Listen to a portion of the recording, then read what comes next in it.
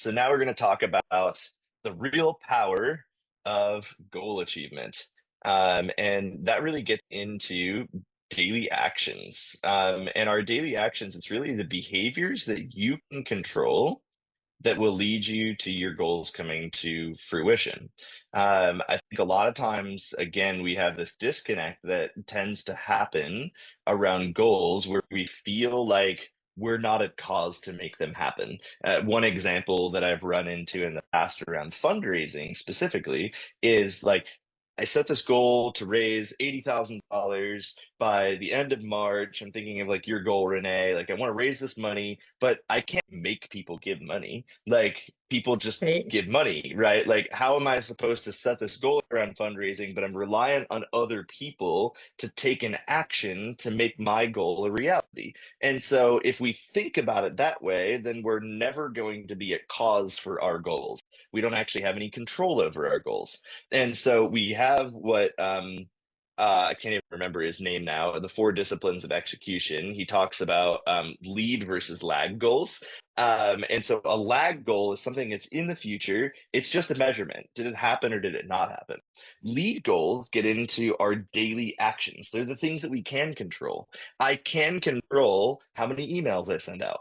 I can control how many phone calls I make. I can control how many requests I put out there. I can't control whether people are going to give or not, but I can control my daily and weekly actions. And that's the real power in goal achievement gets into what can we do? What what do we have control over? What do we have leverage over?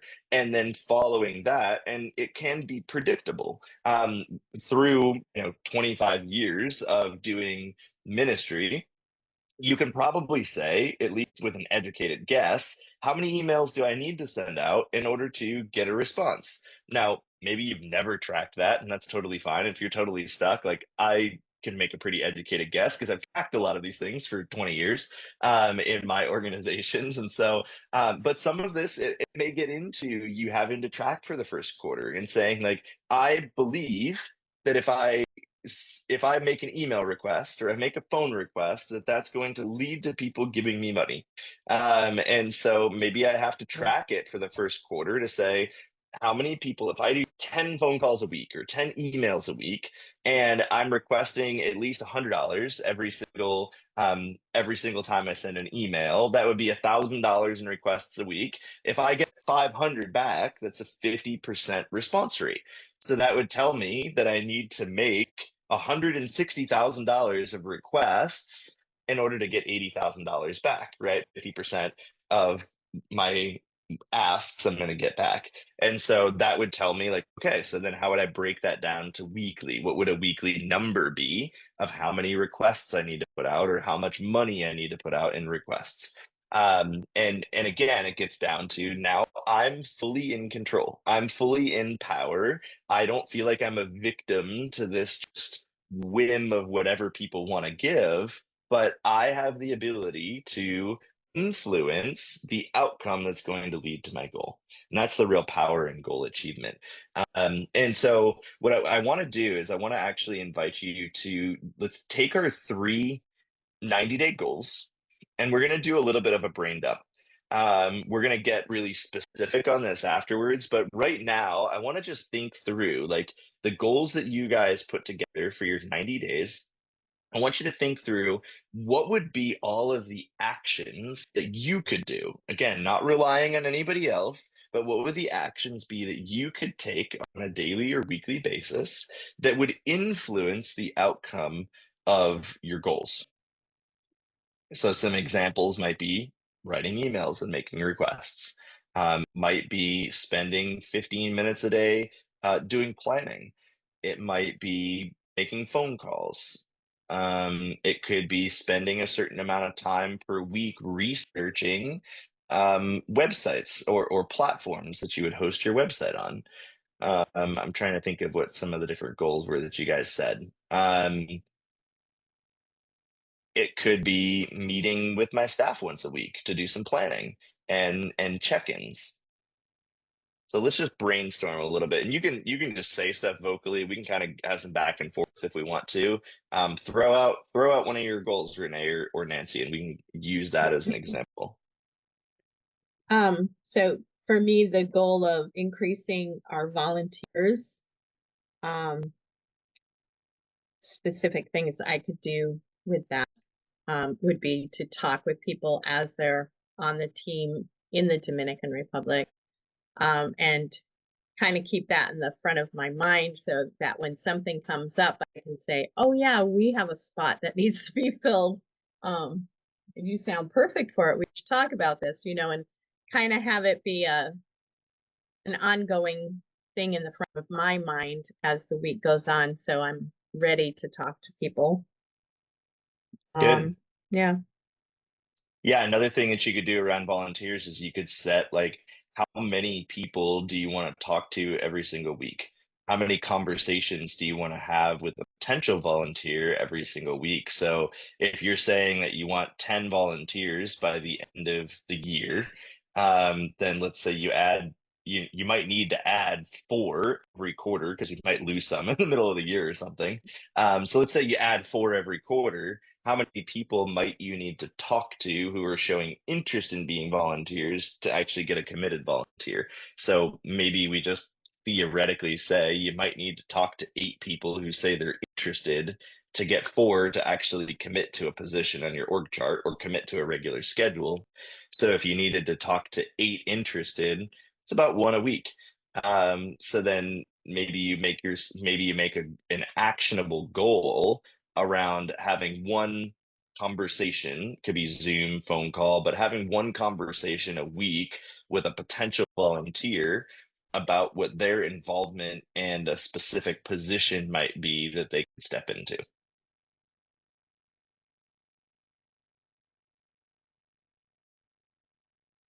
And then again, that's very actionable. It's also trackable. So you're able to say at the end of the week, did I do this or did I not do this? Did I actually meet with somebody this week?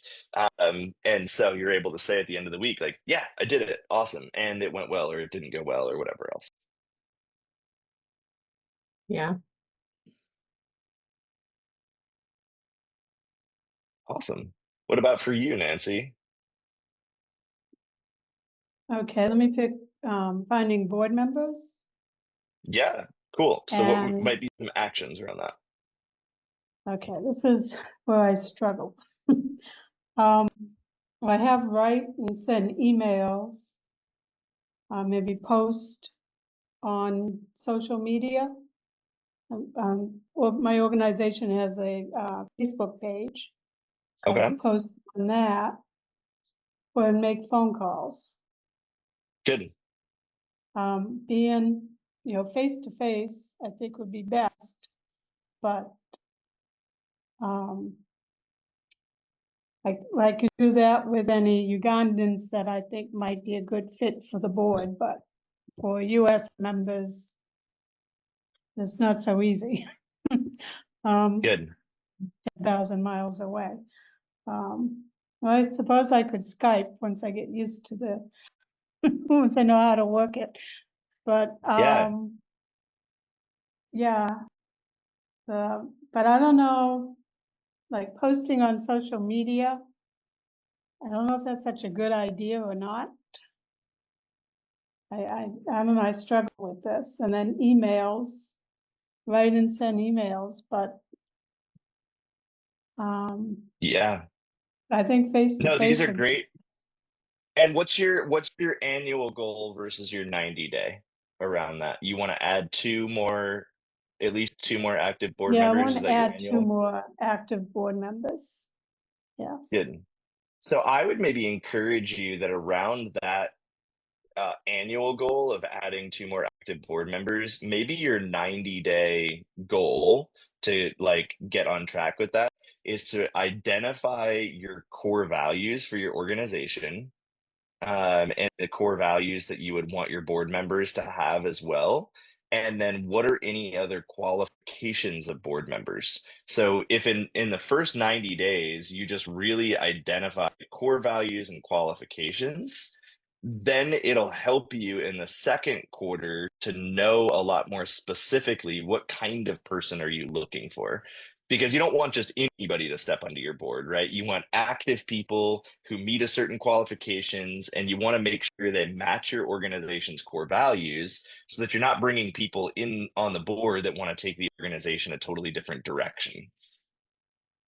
Okay, okay, And so maybe your daily or weekly actions around that, maybe they might look a little bit different. So maybe the first, month is going through some training around core values. How do I establish my core values? How do I put them together? How do I use those as like a hiring qualification for board members? And then maybe your second 2 months gets into spending 20 minutes a week on working on qualifications, or it could be an hour a week, right? Like I'm going to block off 1 hour every single week to work on my core values and work on board qualifications, so that at the end of the 90 days, I know that if I spend 12 hours, that I should have all of my board qualifications and core values identified by the end of the first 90 days. okay, sounds good. Does that make sense? It does, yes. And then that's very actionable too. So then you're like, okay, did I spend an hour working on that this week? Yes or no? Like, and that's the behavior that you can control, like whether or not you're doing that. Okay. Good. Hi, Jenny. Good. We're just talking about annual goals, 90-day goals, and then getting actionable around our 90-day goals. So we set things for the first quarter of the year. And then what are we taking for weekly actions or daily actions, things that we can control, like making phone calls or writing emails or blocking off certain time to work on things, so that by the time we get to the 90 days, we can say our goal would be complete. All right, thank you, thank you. Good afternoon, everybody. I'm a little bit late. I'm sorry. I'm just driving, but yes, I'm listening to, and thank you for inviting me. Thank you. I'm taking notes right now, and in my window, not writing, but yes, thank you. Awesome. Thanks. Good. It's so good to have you here. So let's think Thank you. about, for Thank your you. other goals, let's just think about like what might be some other actions. I think this is a really good exercise to talk through, because sometimes it's really hard to wrap our head around, like how do we actually get actionable around a goal, right? So what about for you, Renee? What's your second 90-day goal? So purchasing the villa, and I raised $80,000 by March 15th. And so I guess the actionable things are for me to talk to people, for me to email people, but I would probably focus more on my large donors, and maybe even if they live nearby, I could set up time to sit down and talk with them about it. But even like today, I had a meeting with somebody and I kind of worked it in there. I didn't make an ask, but I made them aware that this is coming up, so that when I can talk with them directly about it again, they're already aware. So maybe get some emails out first so that they have an idea, and then talk with them one-on-one, either by phone or Zoom, or probably not email. I think it has to be a little more personal than an email, but we'll see. Well, I guess that's not Yeah. making an actionable goal though, so I'll decide. Yeah, good. I don't think it's bad to start with an email. Right. And then have the email lead into a conversation or lead into a meeting. And so, you could do it that way. And so you've got this two-step process, which again, kind of like with, you could say the first 6 weeks, I'm going to send X number of emails, and the second 6 weeks, I'm going to have X number of meetings. Or you could just say that I'm going to schedule X number of meetings every single week. It could be I'm going to make X number of presentations. I'm going to ask for X number of money every single week. And so you could kind of quantify and say, well, this particular large donor, historically, they've given around $500. around, previously. And so if I ask them, I can quantify that that's probably a $500 request. Versus this person has given up to $5,000 before. I'm going to quantify that and say it's a $5,000 request. My guess is you're probably going to have to put out $160,000 worth of requests to get the 80,000. And you may have some people that are just like, this isn't a good time for me or whatever else. So I would kind of set that as your expectation. Um, Maybe you go through and say, let me take my large donor list and we're going to contact 50% of them about making a donation to this. So if you have 100 people on your list, that's 50. What does that break down to weekly between now and the end of March? Maybe that's for a week. And you could say it's going to be you or Lex if you want to. Again, you want to try to make it actionable to you. What's your personal responsibility? What can you take? Can you make Lex make a phone call? You probably can. So so at that point, Lex or I will make X number of requests every single week for people to give. But again, I think you've already hit the nail on the head. I'm just going to share it for the recording and everybody here. It's actually making an ask. It's not just letting people know about the goal, but there's a power in asking somebody, would you donate towards this? And you can always couch that, just like I've taught in the academy. You can couch that with, I totally understand if now is not a great time for you, or now is not the right time for you to give. We've appreciated everything you've given over the past, but making that very specific ask. I wanted to ask you if you'd be willing to partner with us. We need to come up with $80,000 by March 31st to put a down payment on this property.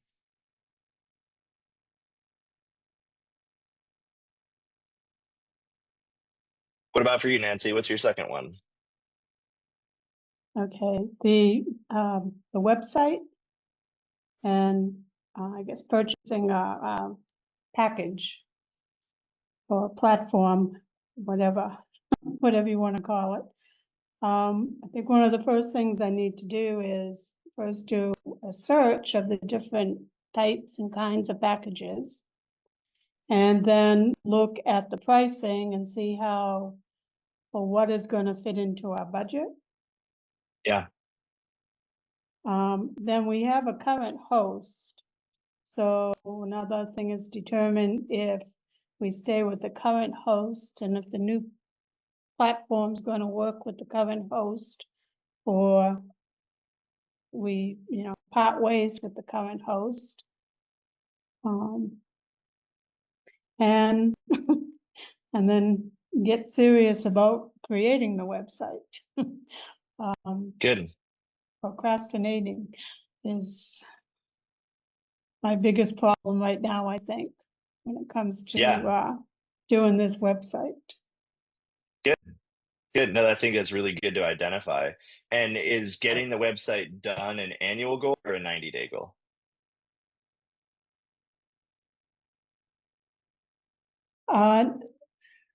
I think picking the platform or the package and purchasing is Good. probably a 90-day goal. And then they're Awesome. building it over the next 3 quarters.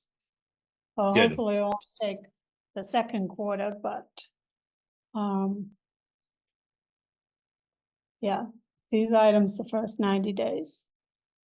Yeah, Then, that's so good. Yeah, so I think picking your platform, purchasing it, and you again, you can have it's different actions every single week. And so maybe your first week is mapping out the plan. What are all the steps that need to be taken in order to make a decision about a package and purchase it? So you've already set a couple, you need to determine whether it's going to work with that particular host or not. You need to look at your budget and determine how much do you have in your budget to spend on a website so that you can make sure as you're looking at packages. Then you need to research packages, right? So you've got these different steps. And so break those down into this week. I'm just going to look at the budget and determine how much we have. Next week, I'm going to talk to our host and see what the options are within the host that we already have. The following week, I'm going to start doing research. I would encourage you as well with website is in this planning phase, think through what do you want your website to be able to do. maybe look at some other websites that are, that you really like. Is there any functionality that you really want to be able to have on your website? Like one of the most important for a nonprofit is that you're able to accept donations through your website. Not every single website host has the ability to accept donations. Some, it looks very much like a payment and doesn't really resonate with donors. So you want to have Right. something that you can add a donation component into. Maybe you want a website where you're able to include some courses, and maybe you've got some stuff like internally in Uganda. You want to be able to have some courses that your staff go through or that your program participants go through, and you want to have an access through your website to do that. Or what is it that you want your website to be able to do functionally? And get all of that mapped out before you start looking at platforms, because it gets really easy to get swept up and caught up and excited about a platform. But if you haven't already defined what you want the platform to be able to do, I've seen people buy something just out of excitement, like, oh, I really like the look of this. And then all of a sudden they're like, it doesn't actually do everything that we wanted it to do.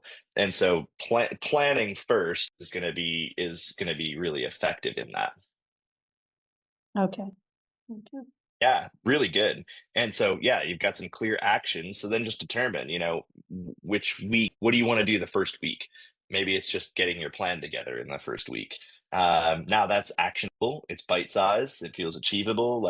And that'll help you with not procrastinating as much too, is when you feel like, yeah, I could do that. Like, I don't feel like I can do everything, but I could get the plan together this week, right? Like now that feels a little bit more in your control. Okay. Okay. Good. Sounds good. And Jenny, feel free to pipe in. I don't know if have you set any 90-day goals, Jenny? Did you get a chance to go through the recording from yesterday? Not yet, not yet. But Okay, I'm so no glad problem. I'm listening to you guys, and I already been working on those planes too. So that's kind of giving me an idea that I was, even though I was taking the class yet, but I'm in the right pathway. So I need to Good. maybe focus on that even for the website. I've been trying to talk to Stika. I don't know, Yep.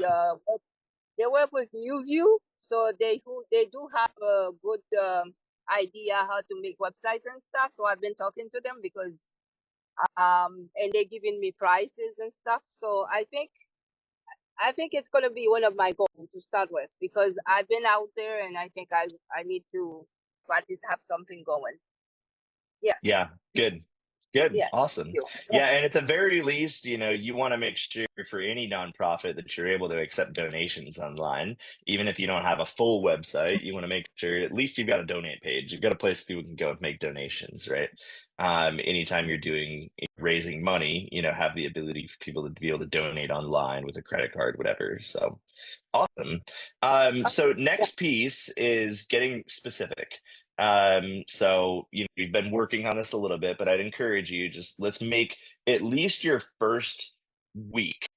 What is your specific thing that you're going to do in your first week, maybe related to each of your 90-day goals? What would be a daily or a weekly action item? So just Um, take a minute and think through that. mhm. Definitely, I think you're right. If I want to raise money, they have to have a way to put it, because Yep. they asked me that question a couple times. This is like almost 2 years they've been asking me this, and I could not tell them where to put it.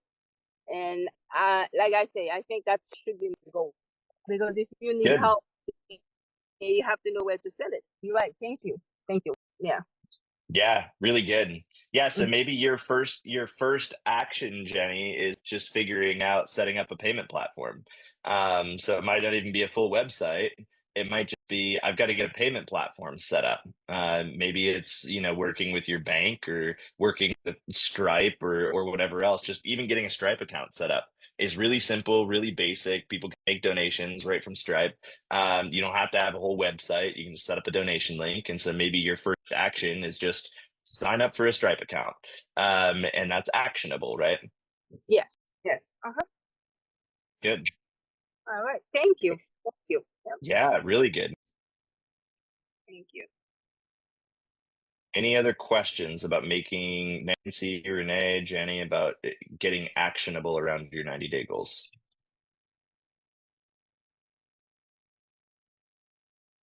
You're muted, Renee.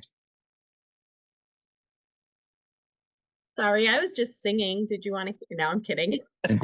Um, I liked your suggestion for a first step to just schedule a time that you're going to go and make your plan, your actionable plans, your actions for Yeah. each week. Because I think that that's basic first step. It's hard to jump into it if you really aren't well prepared that what you're saying is actually going to work. Yeah. Yeah, good. Yeah, and you've got 2 weeks between, I mean, obviously there's Christmas and other things happening, but you could use the next 2 weeks and say, I'm gonna have a plan so that January 1st I can start the action.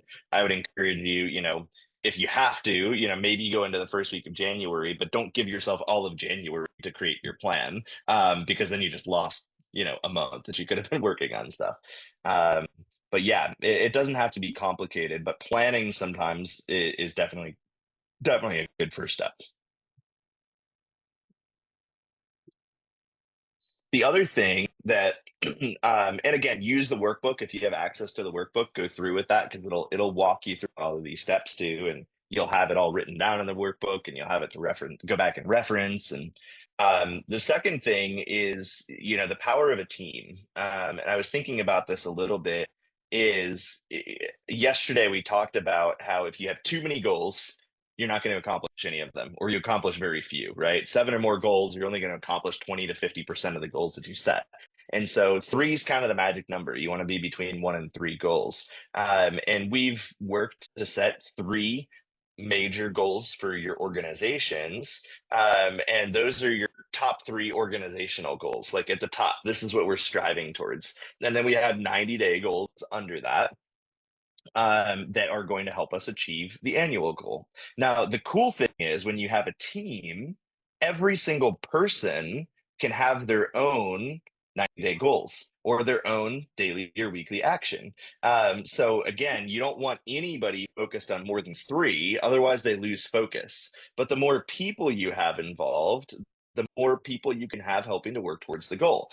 So for example, maybe Renee, maybe you said like in my organization, I'm going to work on having, the conversation with a volunteer once a week or a potential volunteer, and I'm just going to focus on that one thing for this 90 days. Lex is going to focus on making $160,000 worth of requests, and that's his one thing. And then maybe you have somebody else. You've got Tiffany in your office who, she's working towards, something else, and that's her one thing. And then if each of you are focused on your individual areas, you're far more likely to each accomplish the things that are in your area. Same with you, Nancy. Like if you've got your staff and you're talking with them and saying, our goal is to make this piece of the ministry self-sustaining, working on our beekeeping program and getting the coffee and all of these things to make it self-sustainable. That's our big goal 3 years out. Now, 1 year, this is where we want to be. And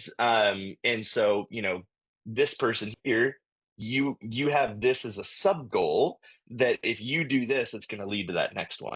And then this person here, your sub goal is you've got to water the coffee every single day. Like that could be their goal. Like every single day, make sure the coffee's watered. That's your goal, and that goal is going to help filter up to, if we don't have healthy coffee plants, then we're not going to have healthy coffee plants at the end of the year, right? So like every single person in your organization can have a goal that leads to that same 90-day goal or that leads to that same annual goal.